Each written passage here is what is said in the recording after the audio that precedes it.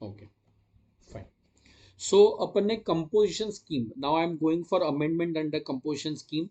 अपन ने composition scheme में पढ़ा था कि अगर कोई डीलर इलेक्ट्रॉनिक कॉमर्स ऑपरेटर के थ्रू सप्लाई कर रहा है तो वो कंपोजिशन स्कीम नहीं ले सकता है. सो अगर मैं नॉर्मल डीलर हूं और अगर मैं विद इन द स्टेट माल बेचता हूं, मेरा टर्नओवर अगर 150 लाख के नीचे है तो मैं कंपोजिशन स्कीम ले सकता हूं. बट अगर मैं इलेक्ट्रॉनिक कॉमर्स ऑपरेटर के थ्रू बेच रहा हूं तो मुझे कंपोजिशन स्कीम एलिजिबल नहीं है. जो गवर्नमेंट ने अक्टूबर 23 में लॉ बदल दिया और गवर्नमेंट ने बोल दिया कि अगर आप ई कॉमर्स ऑपरेटर के थ्रू सप्लाई कर रहे हो तो आपको कंपोजिशन स्कीम अवेलेबल है. सो प्रीवियसली अगर आपका टर्नओवर लेस देन लिमिट भी होएगा, बट अगर आप ई कॉमर्स ऑपरेटर के थ्रू सप्लाई करोगे तो आपको कंपोजिशन स्कीम नहीं मिलता था. अक्टूबर 23 से ये स्कीम मिलना चालू हो गया. So with effect from October 23, Section 10 permits composition supplier to supply the goods through electronic commerce operator. Supply of service by composition dealer through electronic commerce operator is still not permitted. So who are not eligible person? Interstate supply वालों को composition scheme नहीं मिलता है. CTP NRTP को composition scheme नहीं मिलता है. वो जो लिस्ट पड़ा था, एरिएटेड वाटर, आइसक्रीम, एडिबलाइज, इन लोग को कंपोजिशन स्कीम नहीं मिलता है. तो वो तो आज भी वैसा ही है जैसा है. बट पहले ऐसा लिखा हुआ था कि अगर आप कंपोजिशन डीलर हो या आप बनना चाहते हो तो आप इलेक्ट्रॉनिक कॉमर्स ऑपरेटर के थ्रू सप्लाई नहीं कर सकते. उसमें अमेंडमेंट मेरे को बोलता है कि अगर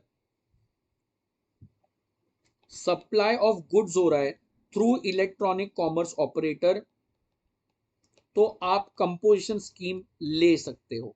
जो पहले अलाउड नहीं था वो अभी अलाउड हो गया है. बट अगर आप सप्लाई ऑफ सर्विस कर रहे हो थ्रू इलेक्ट्रॉनिक कॉमर्स ऑपरेटर तो पहले भी आपको कंपोजिशन स्कीम नहीं मिलता था और अभी भी कंपोजिशन स्कीम आपको मिलने वाला नहीं. सो supply of goods through eco, supply of services through eco, goods में स्कीम अभी एलिजिबल है, सर्विस वालों को अभी भी एलिजिबल नहीं है. प्लीज रिमेंबर, ऑब्वियस सी बात है, जो टर्नओवर है वो लिमिट के नीचे होना चाहिए. 150 लाख, 75 लाख जो लिमिट एप्लीकेबल है उसके नीचे. अब उसी से रिलेटेड आगे अमेंडमेंट्स है. ये जो अमेंडमेंट्स आगे जो मैं रीड कर रहा हूं ये बेसिकली रजिस्ट्रेशन चैप्टर से रिलेटेड है. मेरे को बोलता है कि composition scheme as on today is eligible ऐसे सप्लायर को जो ई कॉमर्स ऑपरेटर के थ्रू बेच रहा है, जो पहले एलिजिबल नहीं था. उसके लिए ई कॉमर्स ऑपरेटर के थ्रू अगर सप्लाई कर रहे हो तो कुछ प्रोसीजर है. E-commerce operator would require to declare the supplies made by such composition dealer through them through existing GSTR 8 statement. E-commerce operators would also be mandated to ensure that no interstate supply is made through them is allowed in respect of composition dealer by making necessary checks and validation on their system. So basically वो बोल रहा है कि अगर आप supply of goods through E commerce operator कर रहे हो तो वो अलाउड है, परमिटेड है. बट इलेक्ट्रॉनिक कॉमर्स ऑपरेटर को, मतलब अमेजॉन को दो चीज करना है. पहले तो अमेजॉन को अपने GSTR 8 फॉर्म में अलग से डिक्लेरेशन एंड डिस्क्लोजर देना पड़ेगा कि कंपोजिशन डीलर ने कितने का माल उन लोग के थ्रू बेचा है. सेकेंडली अमेजॉन को मेक श्योर करना पड़ेगा कि उसके यहाँ पे जो सप्लायर है वो उसका सामान इंटर स्टेट में सेल नहीं हो रहा है, सिर्फ इंट्रा में हो रहा है.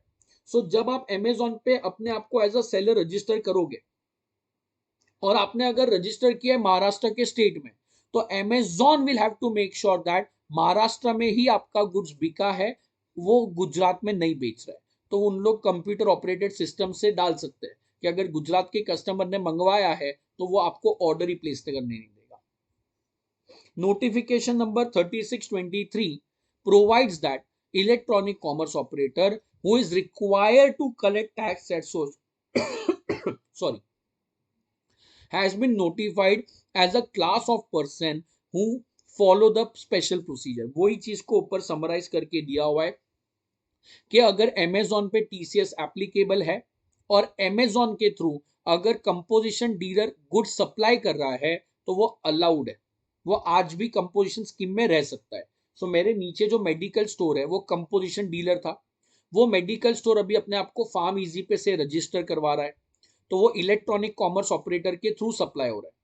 पहले वो मेडिकल स्टोर वाला कंपोजिशन स्कीम नहीं ले सकता था, अब वो कंपोजिशन स्कीम ले सकता है, बट फार्म इजी वाले को मेक श्योर करना पड़ेगा कि वो मेडिकल वाला इंटरस्टेट सप्लाई नहीं कर रहा है उसके ऐप के थ्रू, एंड उसके लिए उसको GSTR 8 में इंफॉर्मेशन सेपरेटली देना पड़ेगा।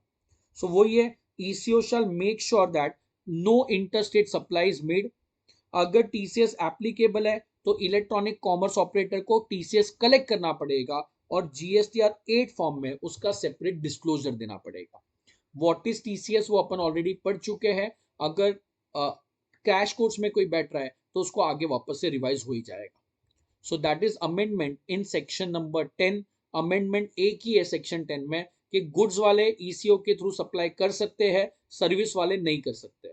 आगे जो अमेंडमेंट है वो रजिस्ट्रेशन में है कि अगर ECO के थ्रू सप्लाई किया तो ECO को, अमेजॉन को GSTR 8 में डिटेल डालना है, TCS अगर एप्लीकेबल है तो उसको कलेक्ट करना है और उसको मेक श्योर करना है कि लोग इंटरस्टेट सप्लाई ना करें। That is amendment to section number 10।